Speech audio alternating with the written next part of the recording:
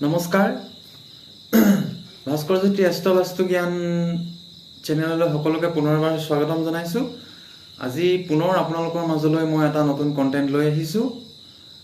এই কণ্টেণ্টটো আৰম্ভ কৰাৰ আগতে মই সকলো শুভাকাংক্ষী সকলো দৰ্শকসকলক মই শাৰদীয় দুৰ্গা পূজাৰ শুভেচ্ছা জনাইছোঁ। সকলোৰে বাবে দুৰ্গা পূজাৰ উপভোগ্য হৈ উঠক, মংগলময় হৈ উঠক তাৰে কামনা কৰিছোঁ। আৰু বৰ্তমান নৱৰাত্ৰি চলি আছে আৰু নৱৰাত্ৰি এই মা দুৰ্গাৰ প্ৰতিটো ৰূপেই যাতে প্ৰত্যেকখন ঘৰলৈ মংগলময় বাৰ্তা কঢ়িয়াই আনে তাৰে মই আশা কৰি মই আজি 9 অক্টোবৰ 2024 বৃহস্পতি গ্ৰহ বক্ৰী হ'ব আৰু 4 ফেব্ৰুৱাৰী 2025লৈকে বক্ৰী হৈ থাকিব। এই সময়ছোৱাত বৃহস্পতি গ্ৰহই অত্যন্ত শ্ৰেষ্ঠ ফল দিবলৈ চাব আৰু কিছু সংখ্যক খুব গুণী জ্ঞানী উচ্চপদস্থ প্ৰশাসনিক বিষয়াসকলৰ হওক বা ৰাজনীতিবিদৰে হওক এই বৃহস্পতি গ্ৰহই ভাল ফল দিওঁতেও কিন্তু জ্ঞানৰ সীমা যোনে চেৰাই যাব তেওঁ কিন্তু বিপদত পৰিব। এনেকুৱা বহুত খবৰ আহিব, খুব গুণী জ্ঞানী উচ্চপদস্থ ব্যক্তি আহিবলগীয়া দিনত। মই প্ৰতিটো ৰাশি থুলমূলকৈ কেইটামান কৈ যাম পইণ্ট, আপোনালোকে নিজৰ ৰাশি অনুসাৰে চাই ল'ব। আৰু মই আৰম্ভ কৰিছোঁ মেঘ ৰাশিৰ। ধন টকা পইচা সকলোখিনি আপোনাৰ হাতলৈ আহিব, ভাগ্যই লগ দিব, আপোনাৰ ভ্ৰমণ হ'ব, কৰ্মৰ জীৱনৰ বাবে ভ্ৰমণ হ'ব পাৰে, ধাৰ্মিক ভ্ৰমণো হ'ব পাৰে। ধন আহিব, পৰিয়ালৰ কিন্তু মাজত যাতে মতভেদ নহয় সেই ক্ষেত্ৰত গুৰুত্ব দিব। খোৱা বোৱাত অলপ চাই চিতি আগবাঢ়িব। শত্ৰু নাশ হ'ব, ৰোগ নাশ হ'ব, ঋণ নাশো হ'ব আপোনালোকৰ, আয়ু বৃদ্ধি হ'ব আৰু কৰ্ম সংস্থাপনৰ কাৰণে ভাল, কৰ্মজীৱনৰ কাৰণে ভাল। বহুতৰ সম্ভৱত চাকৰি ফালৰ পৰা ভাল খবৰ আহিব মেঘ ৰাশিসকলৰ। কথা বতৰা পাতোঁতে কেৱল খালি সাৱধান হ'ব আপোনালোকে। বয়সস্থ লোকৰ পৰা সহায় পাব। আৰু আপোনালোকৰ এটাই কথা, যিদৰে ধন টকা পইচা আহিব খৰচো হ'ব তেনেদৰে। বৃষ ৰাশি, খোৱা বোৱাত খুব জুতি বান্ধিবলৈ মন যাব, জুতি লৈ খাবলৈ মন যাব, স্বাস্থ্যৰ ওপৰত প্ৰভাৱ পৰিব, কিন্তু চৰ্বি হৈ যাব এই 3 মাহত। যিসকল অলপ বয়সস্থ সাৱধান হ'ব এই ক্ষেত্ৰত। বিদ্যা ক্ষেত্ৰত হ'ব, প্ৰেম হ'ব, প্ৰেম বিবাহ হ'ব। আৰু যিসকলে বিবাহৰ বাবে দৰা বা কইনা বিচাৰি ফুৰিছে তেওঁলোকৰ বিবাহৰ সংযোগ ভাল আহিব। কিছুসকলে ধৰ্মৰ ক্ষেত্ৰত কিবা কৰ্ম কৰিছোঁ বুলি যদি ইচ্ছা কৰে তেন্তে আগবাঢ়ি যাব পাৰিব, গুৰু দীক্ষা ল'ব পাৰিব আপোনালোকে। ব্যৱসায় ক্ষেত্ৰত শুভ আৰু সন্তান বিচৰা দম্পতীসকলৰ সন্তান প্ৰাপ্তিৰ যোগ আছে। আৰু যিসকলৰ সন্তান আছে তেওঁলোকৰ সন্তানৰ পৰা মান সন্মান পাব, ভাল খবৰ আহিব সন্তানৰ পৰা, খুব ভাল। মিথুন ৰাশি, মিথুন ৰাশিৰ বাবে খৰচ হ'ব, কিন্তু নতুন কৰ্ম একো আৰম্ভ নকৰিব। সন্তানক অলপ গুৰুত্ব দিব, সন্তানৰ স্বাস্থ্যৰ প্ৰতি হওক আৰু নিজৰো কৰ্মজীৱনৰ ক্ষেত্ৰত অলপ সাৱধান হ'ব। নতুনকৈ ব্যৱসায় বাণিজ্যই আৰম্ভ কৰিম বুলি যদি ভাবিছে তেন্তে এইটো সময়ত আৰম্ভ কৰিলে অলপ ফলটো ভাল নাপাব, অলপ দিন ৰৈ দিয়ক, ফেব্ৰুৱাৰী পাছতহে আৰম্ভ কৰিব। খৰচৰ কিন্তু বাট মুকলি হ'ব, বহুত খৰচ হোৱা দেখা গৈছে। কিন্তু আপোনালোকে বাহন সুখ পাব পাৰে, ঘৰ দুৱাৰ কিবা আৰম্ভ কৰিব পাৰে, শত্ৰু নাশ কৰিব পাৰে। ক'ৰবাৰ পৰা যদি ধন টকা পইচা পাবলগীয়া আছে আপোনালোকে বিচাৰিব পাৰে, ধন টকা পইচা উভতি অহাৰ যোগ। বিদেশ ভ্ৰমণ কৰিব পাৰে, কিন্তু বিদেশ ভ্ৰমণ কৰিলে সাৱধান হ'ব, লোকচান হ'ব পাৰে, অলপ সাৱধান হ'বৰ বাবে মিথুন ৰাশিসকলক ক'লোঁ। কৰ্কট ৰাশিৰ কথা ক'লোঁ। কৰ্কট ৰাশিৰ ক্ষেত্ৰত খুব ভাল যুগ, নতুন ব্যৱসায় আৰম্ভ কৰাৰ যুগ, নতুন প্ৰেম হোৱাৰ যুগ, বিবাহৰ যুগ। স্বাস্থ্যৰ প্ৰতি সাৱধান হ'ব লাগিব। শিক্ষা ক্ষেত্ৰত ভাল, উচ্চ শিক্ষাৰ যুগ, বহুতৰ কৰ্ম সংস্থাপন হ'ব পাৰে নতুনকৈ, বন্ধু বান্ধৱৰ পৰা লাভ হ'ব। আৰু আপোনালোকে যদি কিবা অলংকাৰ গহনা পাতি ল'ম বুলি ভাবিছে এইটো সময়ত ল'ব পাৰে, খুব ভাল সময়। কৰ্কট ৰাশিৰ কাৰণে ভাল ফল দিব। প্ৰায় কৰ্মই সিদ্ধি হ'ব কৰ্কট ৰাশিৰ কাৰণে। সিংহ ৰাশিৰ কাৰণেও ভাল, কৰ্ম ক্ষেত্ৰত ভাল, কিন্তু কৰ্ম ক্ষেত্ৰত আপুনি শত্ৰু চিনি পাব। ঘৰ দুৱাৰ যান বাহন লওঁ বুলি যদি ঘৰ দুৱাৰ বনাম বুলি ভাবিছে আৰম্ভ কৰিব পাৰে, যান বাহন লওঁ বুলি ভাবিছে যদি আৰম্ভ কৰিব পাৰে। গৃহ নিৰ্মাণ সম্পত্তি লোৱাৰ সময় হয়। আৰু যিসকলৰ সন্তান আছে সন্তানৰ পৰা শুভ সংবাদ পাব। আপোনালোকৰ ৰোগ মুক্তি হ'ব, ঋণ মুক্তিও হ'ব। ঋণো আপোনালোকে ঘূৰাই পাব। কাৰোবাক যদি দি থৈছে তেতিয়াহ'লে, বা ঋণ যদি আপোনালোকৰ কাৰোবাক ক'ৰবাত দিবলগীয়া আছে, ধাৰ লোৱা পইচা ঘূৰাই দিব পাৰিব। আপোনালোকক ভাগ্যই লগ দিব।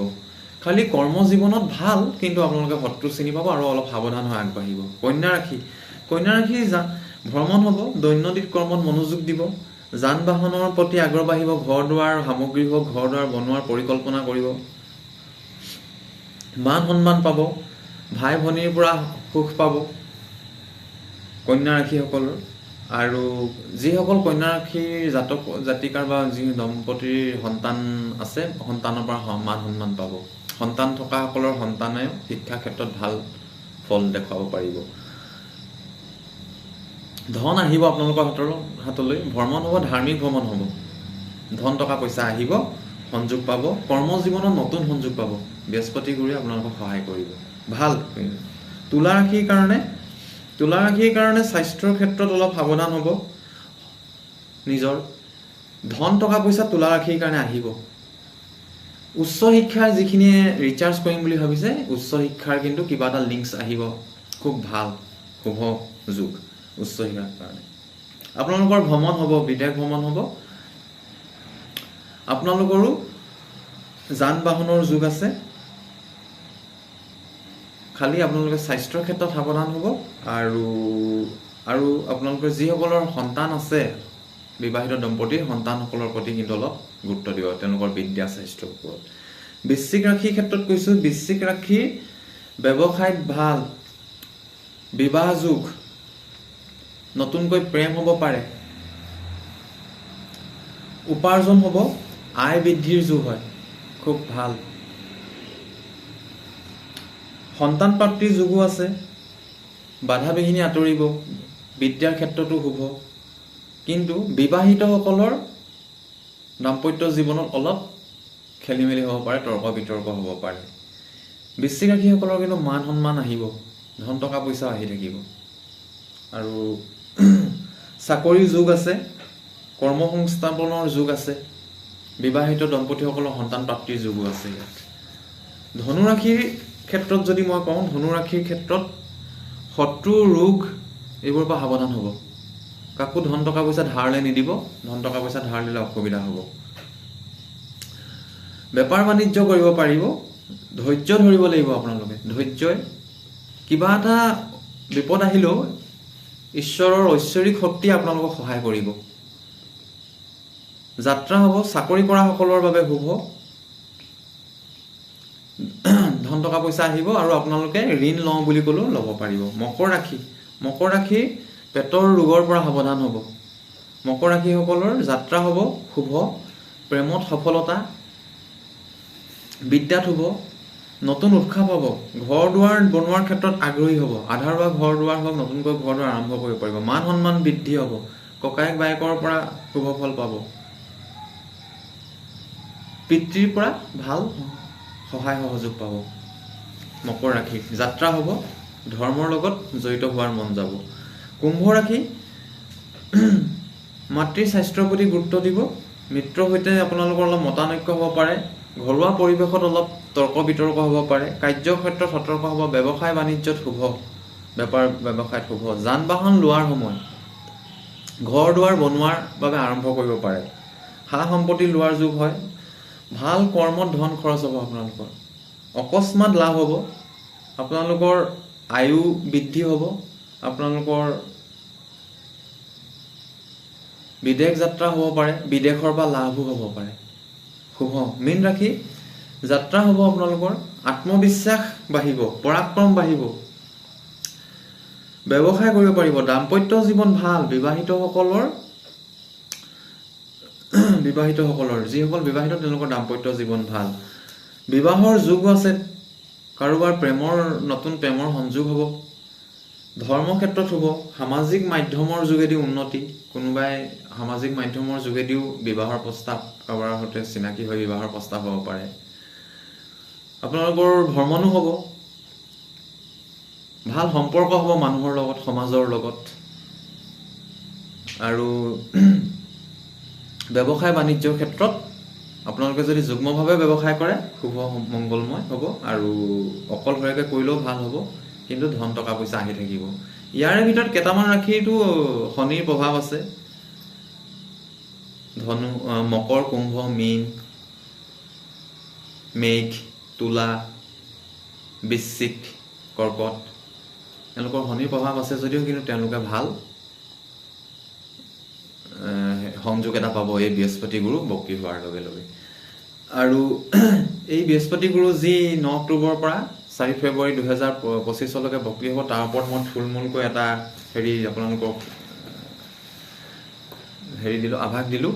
আৰু বৃহস্পতি গুৰু যেতিয়া জ্ঞানী গ্ৰহ খুব বক্ৰী হ'লে মানে জ্ঞানটো বৰ বেছি প্ৰয়োগ কৰে, মানুহে নিজৰ যিটো পৰিসীমাৰ বাহিৰত গৈ কাম কৰে, সেনেকুৱা কিছুমান খবৰ আহিব। বৃহস্পতি গুৰু বক্ৰী হৈছে, আৰ্থিক কেলেংকাৰী খবৰ আহিব পাৰে, নৱজাতকৰ কিবা খবৰ আহিব পাৰে, ধৰ্মগুৰু খবৰ আহিব পাৰে, বৃদ্ধ বয়সৰ কোনোবা লোকৰ খবৰ আহিব পাৰে, এনেকুৱা ধৰণৰ বহুত খবৰ আহিব পাৰে। সেই গতিকে এইবোৰ আমি আহিবলগীয়া দিনত সকলোৱে শুনিব পাব। আৰু সন্তান থকাসকলে সন্তানৰ গতিবিধিৰ প্ৰতি অলপমান গুৰুত্ব দিব। এই ফল সমগ্ৰ পৃথিৱীৰ বাবে, অকল যে আমাৰ অসমৰ বাবে এইটো নহয়, গ্ৰহই গোটেই পৃথিৱীতে একেই ৰাশিতে থাকে। গোটেই পৃথিৱীৰ জনসাধাৰণৰ বাবে গ্ৰহৰ পৰিৱৰ্তন সকলো দেশৰ বাবে একেই।